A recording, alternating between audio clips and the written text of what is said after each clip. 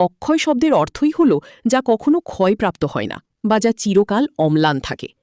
পৌরাণিক আখ্যানে বর্ণিত আছে যে এই পুণ্যতিথিতেই ভগবান বিষ্ণুর ষষ্ঠ অবতার পরশুরাম ধরাধামে অবতীর্ণ হয়েছিলেন এবং ত্রেতাযুগের শুভ সূচনা হয়েছিল এই দিনেই।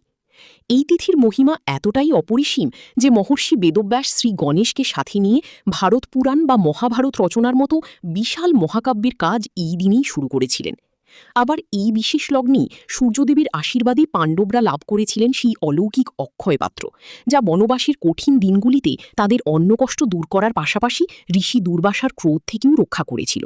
কথিত আছে দ্রৌপদী যতক্ষণ না আহার শেষ করতেন ততক্ষণ এই পাত্র থেকে অন্ন সরবরাহ বন্ধ হতো না। পুরাণ আরও বলছি, রাজা ভগীরথের কঠোর তপস্যায় তুষ্ট হয়ে গঙ্গাদেবী এই দিনেই মর্তে অবতরণ করেছিলেন, যা পৃথিবীকে পবিত্রতার ধারায় সিক্ত করেছিল। আবার কুবেরের কঠোর তপস্যায় মুগ্ধ হয়ে মহাদেব তাকে অতুল ঐশ্বর্য ও ধনভাণ্ডারের অধিপতি করেছিলেন এই অক্ষয় তৃতীয়াতেই। তাই এই দিনে মা লক্ষ্মীর সাথে কুবেরেরও আরাধনা করা হয়।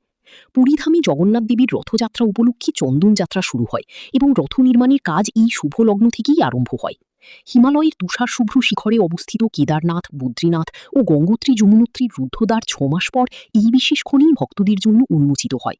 অবাক করার বিষয় হল ৬ মাস আগে জ্বালিয়ে আসা সেই অক্ষয় প্রদীপ তখনও মন্দিরের গর্ভগৃহে অম্লান হয়ে জ্বলতে দেখা যায়। আধ্যাত্মিক বিশ্বাসের পাশাপাশি বাঙালির সামাজিক ও বাণিজ্যিক জীবনেও এই দিনটির গুরুত্ব অনস্বীকার্য। ব্যবসায়ীরা এই দিনই নতুন সংকল্পের লাল মলাটির হালখাতা খুলেন এবং সিদ্ধিদাতা গণেশ ও মা লক্ষ্মীর পূজা সেরে ক্রেতাদের মিষ্টিমুখ করান। গৃহস্থরা এই শুভ লগ্নে সোনা বা রূপার অলঙ্কার কিংবা নতুন বাসনাদি ক্রয় করে ঘরে সৌভাগ্য ও শ্রীবৃদ্ধি কামনা করেন। শাস্ত্রমতে এই তিথিতে করা যে কোনো দান, জপ কিংবা শুভ কাজ অক্ষয় হয়ে বিরাজ করে। তাই মানুষ এদিন সাধ্যমতো অন্যকে সাহায্য ও পুণ্য অর্জনে ব্রতী হন।